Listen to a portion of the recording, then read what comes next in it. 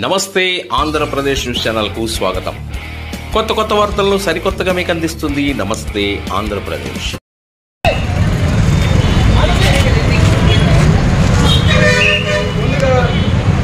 గురించి మనం ప్రతిజ్ఞ చేద్దాం. కార్యక్రమాన్ని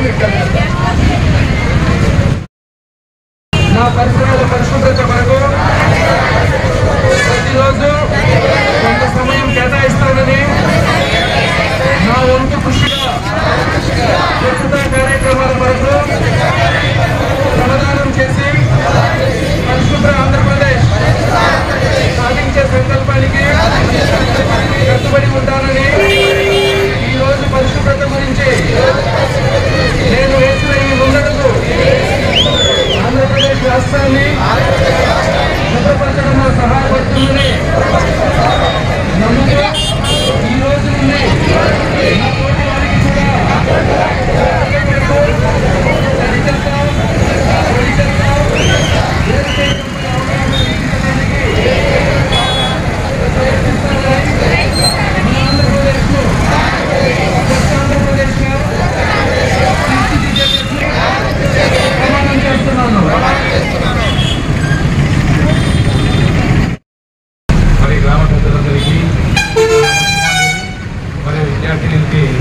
ఆశీస్సులు. మరి మన పట్టణంలో ఉన్నటువంటి చెత్త చెదారం పరిశుభ్రం చేయడంలో మన నగర పంచాయతీ రాష్ట్ర స్థాయిలో ముందంజలో ఉందని చెప్పడానికి నేను గర్వపడుతున్నాను. మరి కమిషనర్ గారు శ్రీ శ్రీనివాసుడు గారు, ట్యాంక్ ఇన్స్పెక్టర్ మారుతిరావు గారు, మరి వారి సిబ్బంది అంతా కూడా ఎంతో శ్రమతో వారు పట్టణాన్ని పరిశుభ్రంగా ఉంటున్నారు. అయితే దురదృష్టవశాత్తు రాష్ట్రంలో ఎక్కడైనా సరే ఈ ప్లాస్టిక్ వస్తువులు ఉపయోగించడము వల్ల అవి భూమిలో మామూలు కాగితంలాగా ఇంకిపోవు. దానివల్ల అనారోగ్య సమస్యలు వస్తున్నాయి.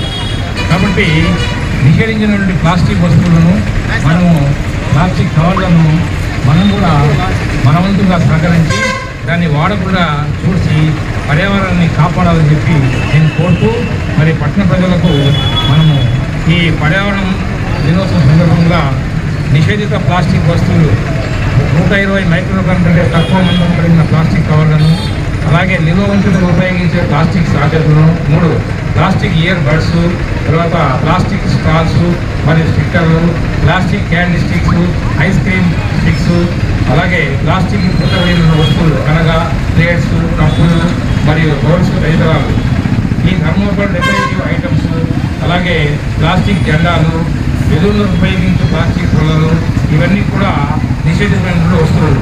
కాబట్టి వీటి బదులుగా మనం ఏం ఉపయోగించాలి? మొట్టమొదట క్లాత్ బ్యాగులు, అంటే బట్టలు తయారైనటువంటి బ్యాగుల్ని మనం మార్కెట్కి వెళ్ళేటప్పుడు తీసుకెళ్ళాలి. కానీ మనం ఏం చేస్తున్నామంటే స్టైల్గా చేయడం, వాళ్ళు ఇచ్చినటువంటి మనం కొన్న వస్తువుల్ని ఆ బ్యాగులో ఉంచితే చక్కగా ఇంటికి తీసుకొస్తున్నాం. అది తప్పు. దాన్ని మనము ఆపాలి.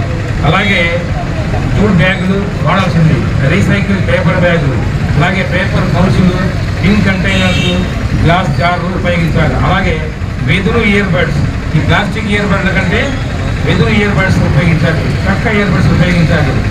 అప్పుడే మనకు ఆరోగ్యంగా ఉంటాము.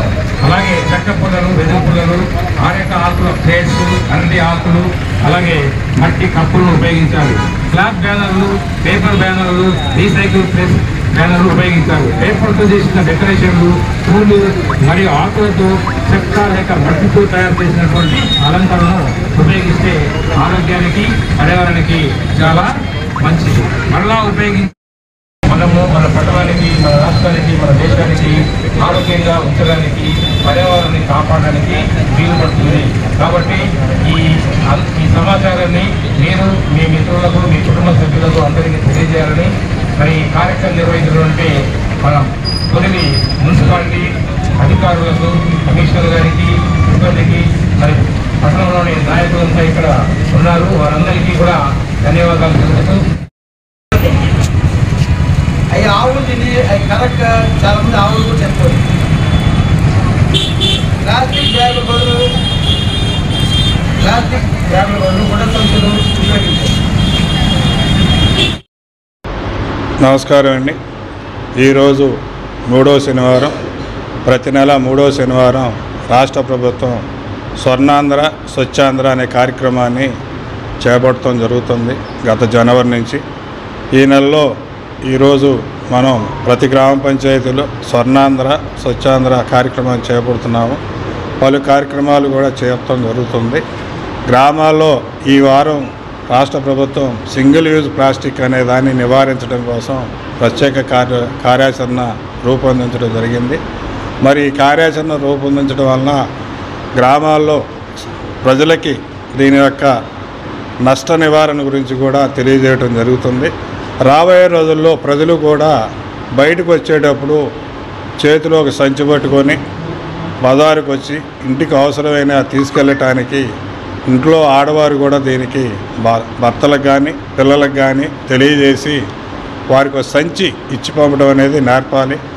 స్కూల్లో పిల్లలకి మనం బడి పిల్లలకి వెళ్ళే వాళ్ళకి ఎలా సంచిదార పుస్తకాలు ఎట్లా తీసుకెళ్తాను చెబుతున్నామో ఇది కూడా మంచి కార్యక్రమం అని చెప్పి పర్యావరణాన్ని పరిరక్షించే భాగంగా సింగిల్ యూజ్ ప్లాస్టిక్ నివారణ కార్యక్రమాన్ని రాష్ట్ర ప్రభుత్వం అలాగే మన పంచాయతీరాజ్ డిపార్ట్మెంట్ కానీ డిప్యూటీ సీఎం గారు కానీ మరి నారా చంద్రబాబు నాయుడు గారు కానీ ఈ కార్యక్రమం మీద ఎక్కువ దృష్టి పెట్టి ప్రజలకి దాని మీద అవగాహన కల్పించి రాబోయే రోజుల్లో ప్లాస్టిక్ నివారణ అనేది మన రాష్ట్రంలో జీరో ప్లాస్టిక్గా అలాగే మన నియోజకవర్గంలో జీరో ప్లాస్టిక్ మన మండలంలో జీరో ప్లాస్టిక్ అలాగే గ్రామాల్లో కూడా జీరో ప్లాస్టిక్ విధానానికి నాంది పలకాలని చెప్పి ఈ కార్యక్రమాన్ని చేపట్టడం జరుగుతుంది.